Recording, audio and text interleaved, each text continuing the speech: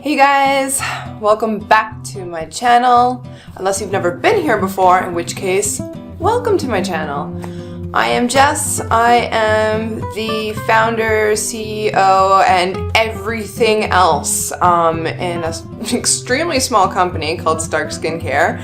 I handcraft super awesome skincare products that people become obsessed with, obsessed in the good way, because it's a healthy thing. But today we're going to be talking about another obsession. We will be talking about skin picking once again. So, clearly this is a topic that I think is very important because it's the second time that we've talked about it in like a month. But at the end of this video, I will tell you why I'm really thinking about this a lot, and maybe I can offer you something that's really going to help. So, let's talk about a few tips on how to stop skin picking, or at least start moving in the right direction to stop skin picking.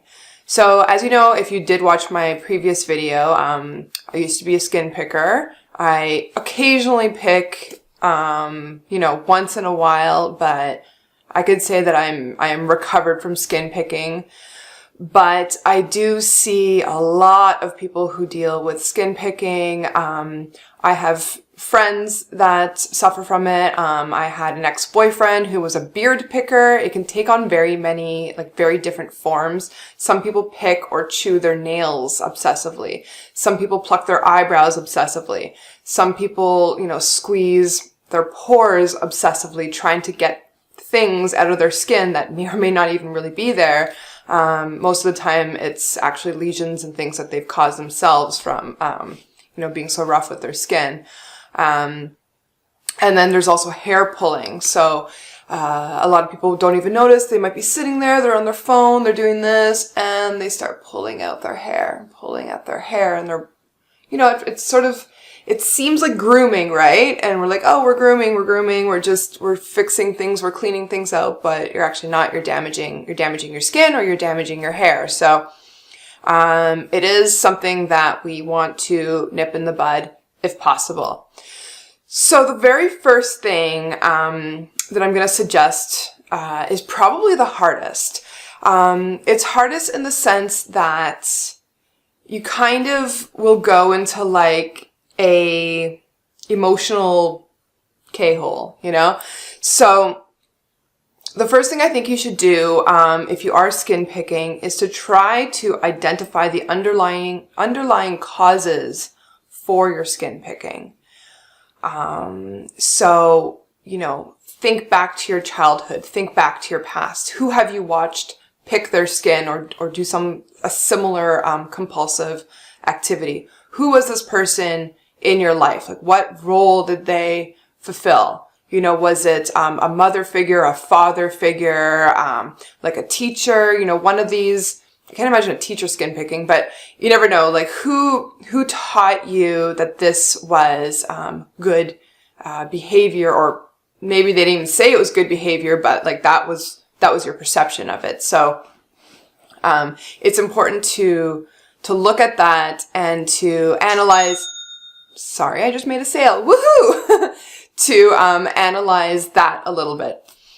So, you can think of, like, have you been mimicking this behavior for a long time? Or, is it more a behavior that you felt compelled to take on because, maybe you got the message that your skin wasn't good enough, that you weren't clean, that you needed to fix something about yourself, something like that. You may find an underlying cause, that's simple in the sense that, okay, you're mimicking some behavior, and then you can look at different ways of unraveling that behavior. So that is difficult, actually. That's hard. That is something that you may need to work through with a therapist or a coach or some kind of thing like that, because sometimes you just can't quite come up with a cause that makes sense to you in the way that you could start undoing and breaking down the behavior.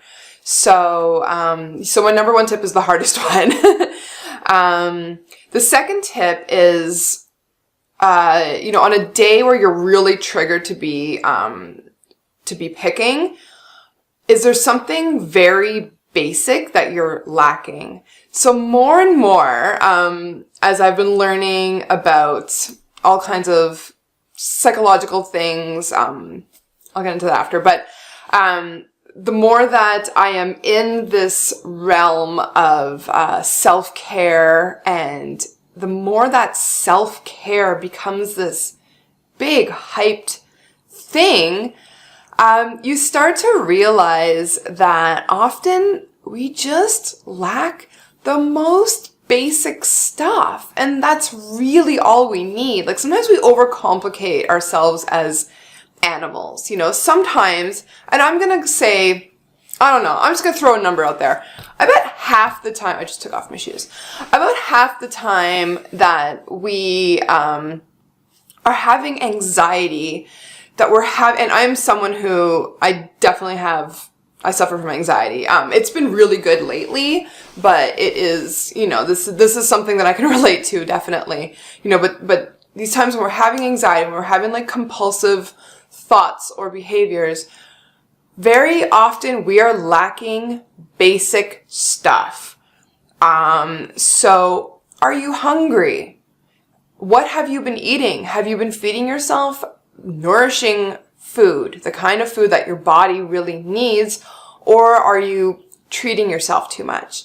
Which was definitely a trap that I fell into probably for about the past year, where I was like, I eat healthy all the time, so I can treat myself to a bottle of wine a night. Like, okay, once in a while, whatever, you're celebrating, whatever, that's fine. But it was like becoming too regular, or like 2 glasses of wine a night. It's like, I deserve that. I work super hard. I eat really well. I'm a healthy person. But whenever the behavior becomes repetitive, it's like, uh-oh. This is heading towards alcoholism, or, this is heading towards binge eating, or this is heading towards, all kinds of stuff. And, it was definitely like having this honest moment with myself where it's like, okay, am I just treating myself, or is this becoming like a daily behavior? And if so, is this affecting, my daytime? Do I wake up feeling like shit? Do I not feel like exercising? Do I crave, cookies and sugar and bread and, baked goods and caffeine and stuff that I know that in large quantities is really harmful to me and makes me feel bad? Is that what I'm craving? Or, am I like taking responsibility and being like, okay, I'm going to make myself a big salad. I'm going to make sure that I'm meeting my macros without getting obsessive about it, but like, okay, have I had any protein today? Have I had enough greens? These are things that I know make me feel good. Maybe not in that instant second. I don't get that little rush of, eating a pineapple or like something like that. But I know that it's truly taking care of my needs. And in the long run, if I eat amazingly healthy for a week, I know I feel so much better. And I don't have that anxiety. I'm not jittery. I don't have the compulsion to do naughty things, So sometimes it's like, I feel like we need to just mother ourselves. Like if you were a cranky toddler, what would you tell yourself that you need? And I know from having a little kid that very often they're very simple little people, and they need to rest. Are you sleeping enough? Are you having enough quiet time? Are you connecting with people that you love enough? Maybe you just need a good hug. Like, honestly, are you getting the right nutrition? Did you drink enough water? Did you have too much sugar? Did you have too much caffeine? Okay, I don't give my kid caffeine, but And are you exercising? Are you managing your stress? What's your environment like? Is your house a disaster? I know that whenever my house gets really messy and dirty, like when it's time to like really vacuum and clean everything and there's just like shit everywhere. Sorry, I'm swearing a lot today, but there's a lot of stuff everywhere. I'm just like, like I don't feel good. I'm not like relaxed in my environment, you know? So sometimes it's really so basic. It's like, what are we eating? What are we drinking? Are we tired? Is our environment chaos? Because for me, if you do all of those things, you know, if all those things are out of whack, you're not gonna feel good. Like, this is just basic, you know? And that, like, honestly, that is self-care. Like, forget the bath, forget aromatherapy, just like take care of the basics and you feel so much better. And you get motivated to do it, you know, once you get started. Like, I'm always like, I don't want to vacuum. But then as soon as I start vacuuming, like, it takes 10 minutes and then my environment is like 1,000 times fresher and I love it, you know, and watering my plants, stuff like that. Like, it feels good. And I don't go and like start obsessing and picking on myself. I don't skin pick anymore, but you know, I still got my own things. Okay. So another tip is to break up your routine. So if you know that you skin pick at a particular time and place, avoid that. Avoid it. If you do it at night when everyone else goes to bed and you stay up until 2 or 3 o'clock in the morning with a glass of wine and a magnifying mirror and a pair of tweezers, stop doing that. Go to bed with the rest of your family. Go to bed at 9:30. Try it. Why not? Skin picking's not working for you. So try different behavior and, you know, like just, you got to be strict with yourself sometimes, right? Like if you're just like being your own parent, like sometimes that's all it takes. It's just like, okay, for a week, I'm going to bed early. I'm just going to break that routine. That's it. That's it. And you just do it, you know, like sometimes it's just like a little bit of tough love is like the best medicine. And so going along with that, like to break up your routine, something that I think you should try, of course, because I'm, you know, really into the whole skincare thing, is try creating a longer skincare routine that is healthy and that is gentle. So take your time to properly cleanse your skin. Apply a mask. Apply it with a brush. You know, take your time to layer on hydrators and moisturizers. So really vamp up your skincare routine. Use the products that you have at home. Maybe invest in a couple of other things. But take your time to just enjoy and celebrate your skin. Even if right now, you know, maybe you've got a few scars or whatever's going on. Don't focus on that. Just focus on the care. Focus on how much good you're doing to your skin. Know that picking will make it worse. And tell yourself that. Remind yourself that. I'm telling you that. When you pick, you're not fixing. Pick is not fix. Oh, that doesn't rhyme. Picks don't fix. They don't. I know I've done this too, where I believe, I'm like, oh yeah, I'm doing extractions. This is like professional, you guys. I'm extracting. No, really I'm not, because we, you know, we can inflict more pain on ourselves than we're willing to take from another person often. And we go too hard. We go too deep. We're not doing a good job. Do not pick your own skin. Do not. So replace the behavior with healthy skin behavior, because you do need to take care of your skin, of course. And then take up something fidgety with your hands that you can do instead. I just talk with my hands. You could also try, you know, coloring books. You could try knitting. You could try, I don't know, like playing a game on your phone, masturbating. I'm kidding. Not really. Well, whatever. You know, you can just try anything else that might just occupy your hands and distract you, basically. So another tip, and this is one that I got from an external source, and I'm not sure if I like it, but I could see how it would work for me, definitely. But there's just like a little like element of shame to it, so I don't like that. But imagine other people watching you pick your skin. And if you're a parent, imagine like your small child watching you pick your skin, and that they are learning this behavior. Because it's very possible that, you know, if you go back to like tip number 1, where did you learn this behavior from? think about the fact that you might be the person teaching this behavior to someone else, and how does that make you feel?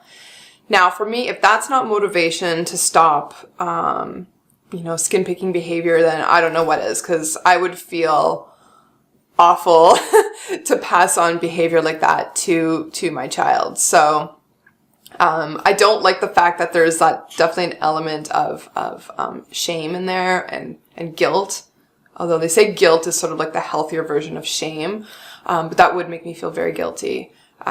So this is, be the one in your family. If you're from a long line of pickers, be the one in your family to stop the behavior. Because the power is within your hands, your picking hands. You can stop, and it's important to recognize that you do have control. You do have power. You can stop. You need to believe it, and you need to work hard at it, but you can totally stop this.